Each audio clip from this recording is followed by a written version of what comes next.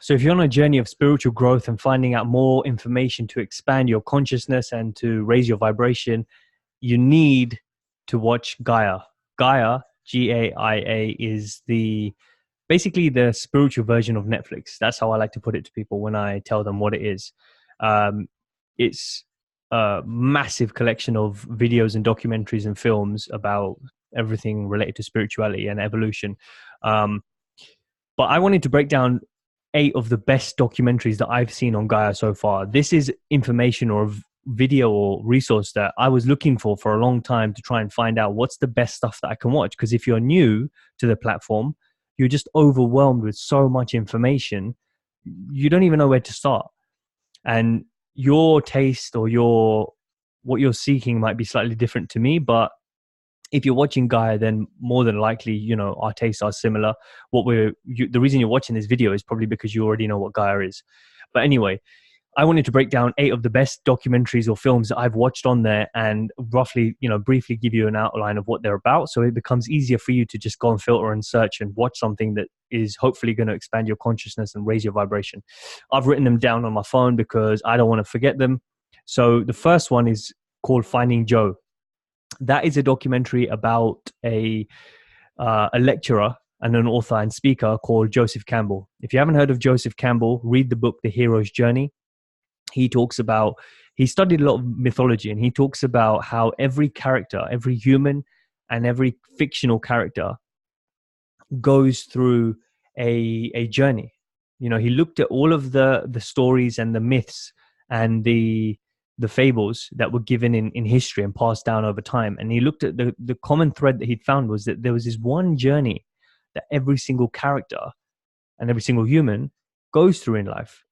And I'm not going to break down all of the steps here, but basically he talks about how each of us get a calling at some point in our life to want to do something. Like you get this feeling that I'm meant for more. Like I want to go out.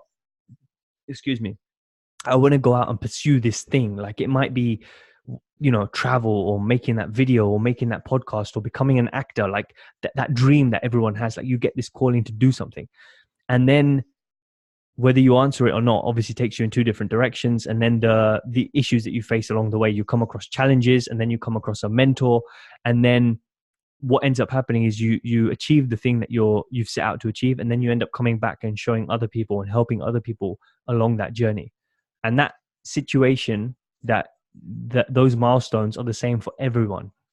The same thing happens for everyone, obviously in different ways, but this documentary breaks down from the Joseph Campbell Institute some of his quotes and his works and what the hero journey is all about. And it gives you examples of movies and characters, and it's fun to watch. It's very educational.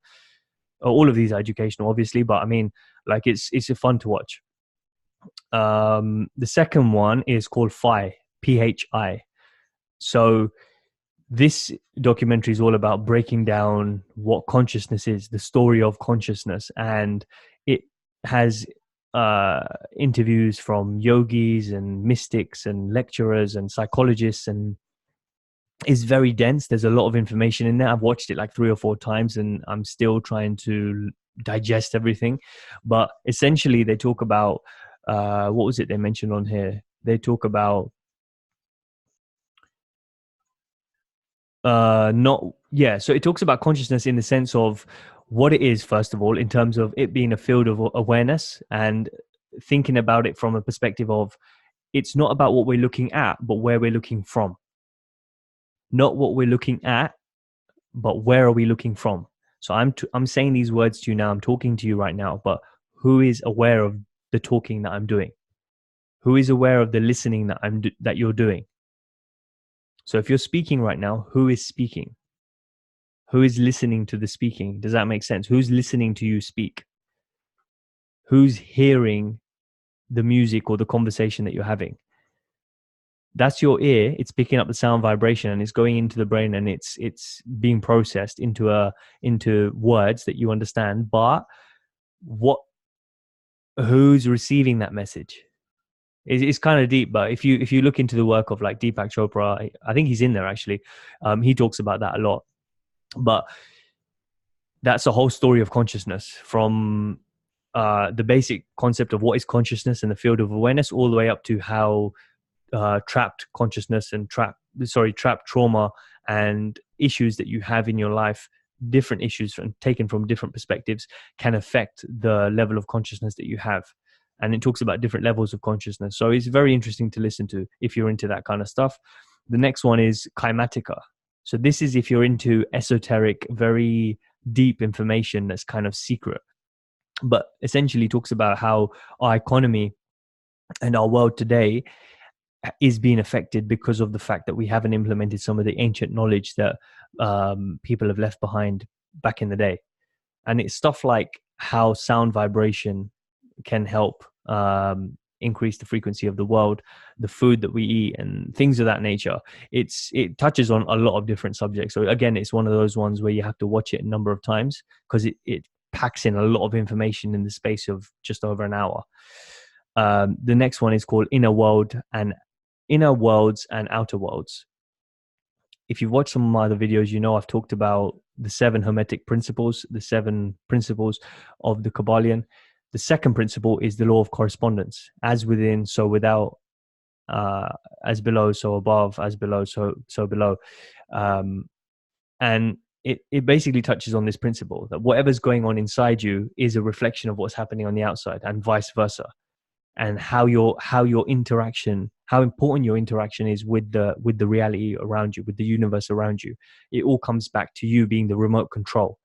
So if you know how to use this up here and all of the resources and the tools that you have within you, then you're able to create the reality that's around you. But you have to know how it works, and that this breaks down specifically that principle in literally 2 hours, I think it is. So there's again a lot to take in. They all are, but this is really good for that, to understand that concept. The next one is called Awake, Life of Yogananda. Yogananda was one of the first yogis from India to come across to the West, specifically the US, in the 1920s. So when Prohibition was going on, and obviously there was a lot of, historically and economically, there was a lot going on in the US at the time. So for him to come from being one of the first to come from the Eastern world, India, and bring yoga and meditation to the West, it took a lot of courage, a lot of risk. Took a lot of risk because he didn't know how it was going to be received. And obviously it wasn't received well at the start, but it's his story of how he comes from East to West and spreads the message of yoga and meditation, which goes viral afterwards. Once he starts lecturing, it gets packed. And obviously he's, well known in that space right now. If you're into yoga and meditation, you would have heard his name. But it's a very cool story to hear his autobiography. The sixth one is called One Track Heart. This is the story of Krishna Das. So Krishna Das is a Grammy award-winning, Grammy-nominated recording artist, but it's his whole spiritual journey of how he started off not really doing much in life, kind of lost, doing his own thing, going side to side with life. He wasn't really, he didn't really know what to do in his life. And so if you're someone who's looking for purpose and meaning in your life, this is quite a good one to watch, because you see his story of how he starts off not really being anything, and how his passion and his pursuit for meaning ends up taking him to a place he never thought it would have taken him. And he becomes the voice for so many people who are in need to hear his spiritual voice. Like in the spiritual world, he's someone who brings such a calming effect to you if you listen to his music. I remember the first time I listened to one of his songs in the documentary, and immediately just, you get this feeling of awe almost. And obviously his voice is not from here. It's like, it's almost as if it's transcended from like a higher dimension. You'll know when you listen to it. And if you haven't listened to his music, you can listen to it on Spotify, on iTunes, on YouTube. Like it's there for you to listen to. But if you want to see his story, this is a cool documentary. The seventh one is called Emotion. That's emotion. Energy in motion. And it brings a lot of scientists and psychologists and lecturers and professors to talk about how our energy and our vibration dictates the health of our body. And it goes into a lot of detail. And the essence of it basically is what you think about and how you feel can directly dictate the health of your body and the healing effects of your body. And they bring in a lot of different examples of people who've done that. So if you're going through some sort of health struggle right now, definitely watch this, because you'll then understand again how you already have the tools inside you to help heal your body. The last one is, what's the last one? Called The Path. This is basically the story of Robert Moore. So this is if you're into astral projections and out of body experiences and that kind of stuff. They talk about it in a lot of detail, and how Bob Monroe. Sorry, did I say Moore? It's Robert Monroe. So Bob Monroe. How I think it was in their 70s, how he had a spontaneous out of body experience, and then how so many people after that started to have it, and how he started teaching it, and how you can have an out of body experience, and how the I think it was the FBI or CIA, maybe the FBI wasn't around then, but Secret Service of some sort started using it in the government to help them remotely view certain locations. So these guys could have out of body experiences, astral project, and go back. I don't want to ruin it for you, but basically time wasn't an issue. So these people could do astral projections and go back in time, forward in time, whatever it is, or in real time, go to another place without actually going there.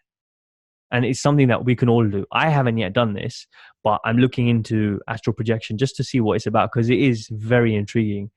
Anyway, I want to cut this video off now. I feel like it's going on a lot, but those are the 8 documentaries and films that are highly recommended. If you've got Gaia, or if you're thinking about getting it, 100% get it, because it's information I have not found anywhere else. Until next time, I'll see you guys on the next one.